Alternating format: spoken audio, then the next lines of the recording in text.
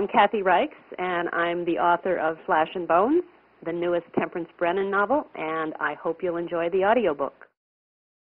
It's been very gratifying that the Temperance Brennan character has had such appeal, not only across generations. I'm always astounded by who shows up at my readings and signings, from 12-year-olds all the way up to 92-year-olds, and also the global appeal that this character has had. The books are now in 34-some languages, I believe, and therefore she apparently appeals to audiences worldwide, so it's been very, very gratifying. Linda Eman is an incredibly talented actress, and I am so grateful and so thankful to have her doing the reading for my Temperance Brennan audiobooks. Hi, I'm Linda Eman, the narrator of Kathy Reichs' Simon & Schuster audiobooks. When I think about reading Kathy's books, I hope she's okay with me calling her Kathy, I think about actually how much I've learned. That's one of the things I've enjoyed an awful lot. Some of it is rather gruesome, mind you, but from book to book and sometimes within her books, she's popped around to different locales, radically different cultures, very different crime scenes. And this affords me an opportunity to learn an awful lot. And seeing how she pieces the pieces together, literally sometimes, always draws me in.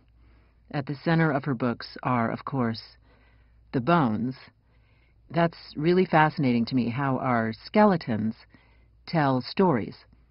And then Kathy tells stories in which those skeletal stories solve crimes, solve mysteries.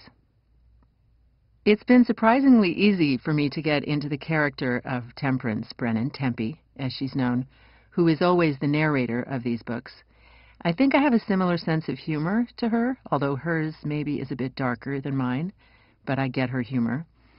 I definitely relate to her curiosity, the way she gets hooked into a case, a mystery, and then can't let it go, how it sort of obsesses her, shows up in her sleep.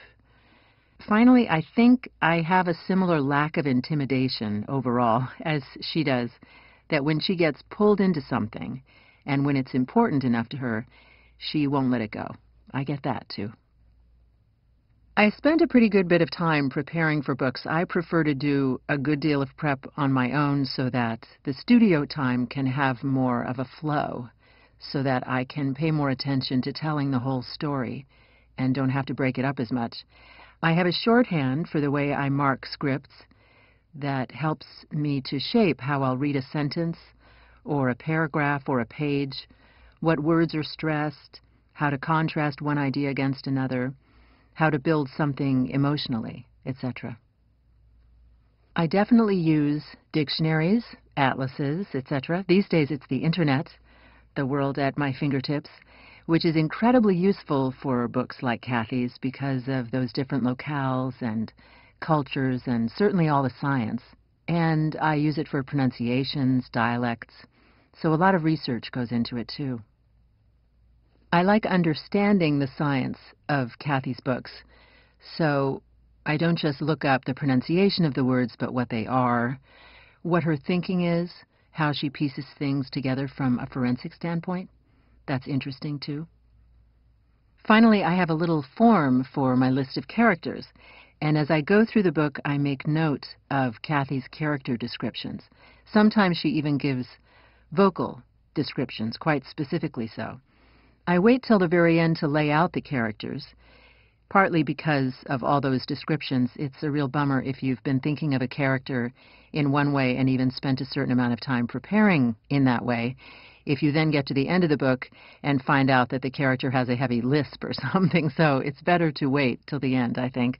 Also, waiting to the end allows me to then think through what characters are going to appear in what scenes, how to lay them together, what kind of character the person is overall, of course, and also with an eye toward creating an interesting palette of voices for the listener to hear. For books, the focus is, of course, the listener.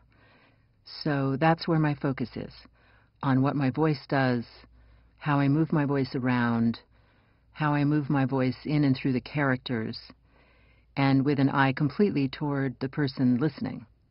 And the common element in all of these is, of course, the telling of stories. I love telling stories.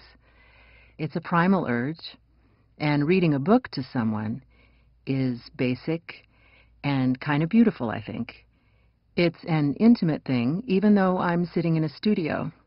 And in all cases, it's a rather personal thing that I do, and yet I want very much to leave room for the audience so that they can use their imagination. Here is a short excerpt from Flesh and Bones. I hope you enjoy it. Looking back, I think of it as race week in the rain. Thunder boomers almost every day. Sure, it was spring, but these storms were over the top. In the end, summer saved my life. I know, sounds bizarre. This is what happened. Bloated, dark clouds hung low to the ground, but so far, no rain. Lucky break. I'd spent the morning digging up a corpse. Sound macabre? Just part of the job. I'm a forensic anthropologist. I recover and analyze the dead that present in less than pristine condition. The burned, mummified, mutilated, dismembered, decomposed, and skeletal. Okay, today's target wasn't actually a corpse. I'd been searching for overlooked body parts. Short version. Last fall, a housewife vanished from her Cabarrus County home in rural North Carolina. A week ago, while I was away on a working vacation in Hawaii, a trucker admitted to strangling the woman and burying her body in a sandpit. Impatient, the local cops had sallied forth with shovels and buckets. They delivered the bones in a Mott's applesauce carton to my employer, the medical examiner's office in neighboring Mecklenburg County. Yesterday, my aloha tan still glowing, I'd begun my analysis. A skeletal inventory revealed that the hyoid, the mandible, and all of the upper incisors and canines were missing. No teeth, no dental ID. No hyoid, no evidence of strangulation. Dr. Tim Larrabee, the Mecklenburg County medical examiner, asked me to have a second go at the sandpit. Correcting screw-ups usually makes me cranky. Today I was feeling upbeat. I'd quickly found the missing bits and dispatched them to the MCME facility in Charlotte. I was en route to a shower, a late lunch, and time with my cat. It was 1:50 p.m. My sweat-soaked tee was pasted to my back. My hair was yanked into a ratty knot. Sand lined my scalp and undies. Nevertheless, I was humming. Al Yankovic, white and nerdy. What can I say? I'd watched a YouTube video and the tune lodged in my head.